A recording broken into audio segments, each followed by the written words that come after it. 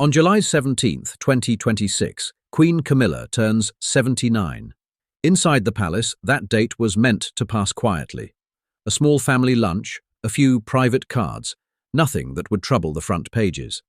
But in the days leading up to it, a document began circulating that no one at Buckingham Palace ever intended for the public to see. It concerns the late Queen Elizabeth's private jewellery collection, and it names in writing who receives what. According to the papers now being described by royal insiders, one of the most significant pieces ever worn by Princess Diana has been designated for Catherine, the Princess of Wales. On that same entry, where many expected Camilla's name to appear, there is nothing. This is not a rumour whispered across a garden party. This is a paper trail, and it has surfaced at the worst possible moment for the Queen. This is not just a story about a tiara. It is about who the monarchy believes represents its future and who it has quietly decided to leave in the past. Jewellery, inside the royal family, has never been only jewellery. Each piece carries lineage, rank, and the silent approval of the crown itself. When a tiara moves from one woman to another, it is never a gift. It is a verdict, and if these leaked wishes are accurate, the verdict being delivered on Camilla's 79th birthday is a cold one. Here is what we found. To understand why a single line in a private inventory could unsettle the palace, we have to look at how these jewels were held in the first place, why one tiara in particular sits at the very centre of Diana's memory, what the leaked wishes actually appear to say about Catherine's inheritance, and how a birthday meant to honour Camilla became the day that quietly measured her standing against a woman a full generation younger. Start with the object at the heart of all this. The Cambridge Lover's Knot tiara was created in 1914 for Queen Mary, built from pearls and diamonds already owned by her family.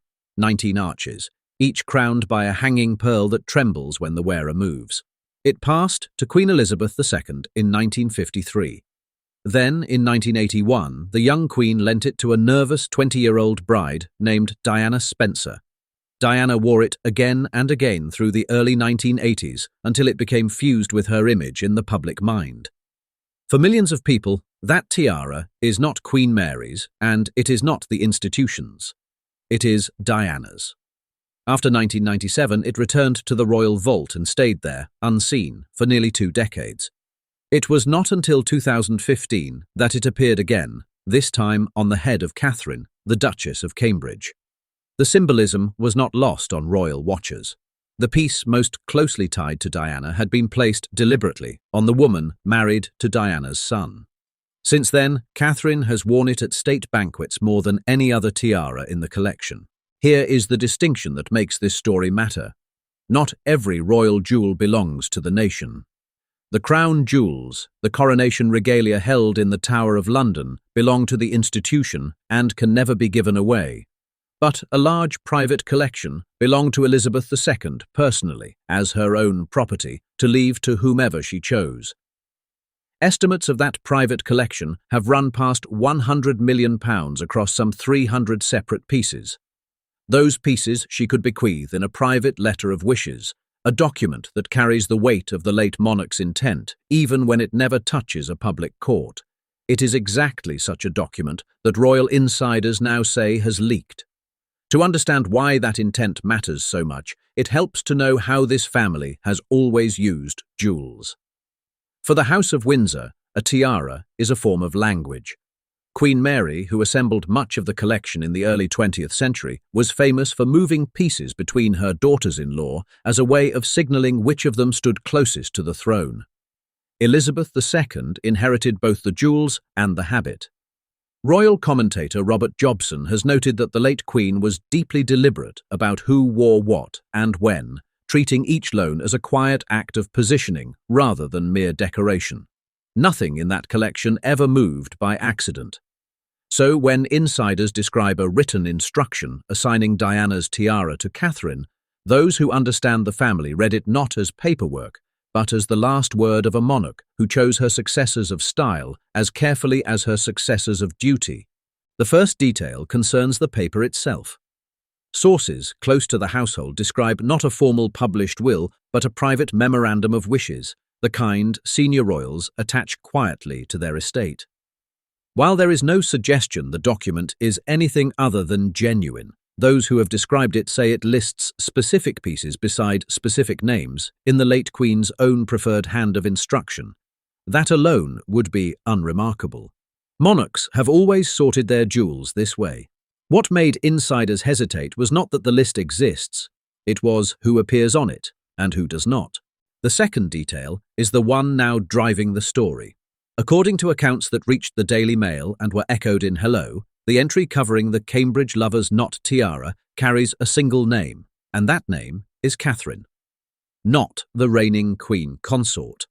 Not a shared family holding to be distributed later at Camilla's discretion. Catherine, directly.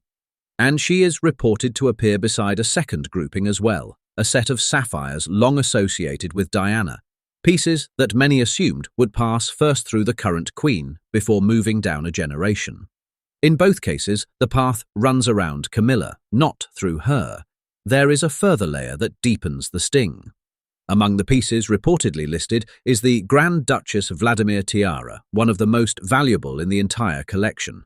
A convertible frame that can be dressed with emeralds, pearls, or nothing at all. It was one of the late Queen's personal favourites, worn by her for decades. Insiders say it too has been assigned down the Wales line rather than reserved for the current Queen's use. Taken alone, any one of these entries could be dismissed as ordinary estate planning. Taken together, they trace a pattern, and the pattern points in one direction. The third detail is the one the palace would least like discussed. As Queen consort, Camilla had reason to expect a measure of control over how the late Queen's personal jewels were worn and distributed during her lifetime. That is the informal privilege the role has always carried. But a letter of wishes written before Camilla was ever crowned quietly removes that discretion. The pieces are already spoken for. She cannot redirect what was assigned before she held the position to redirect it. Sources say this is the part that stung. Not the loss of any single stone, but the discovery, in writing, that the previous monarch had reached past her to settle the future herself. Now bring it down to the two women at the centre. It would be easy to reduce this to jealousy, and that would be unfair.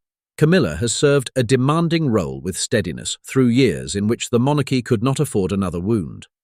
She weathered decades of public hostility, supported Charles through his illness, and carried out engagements that few her age would attempt.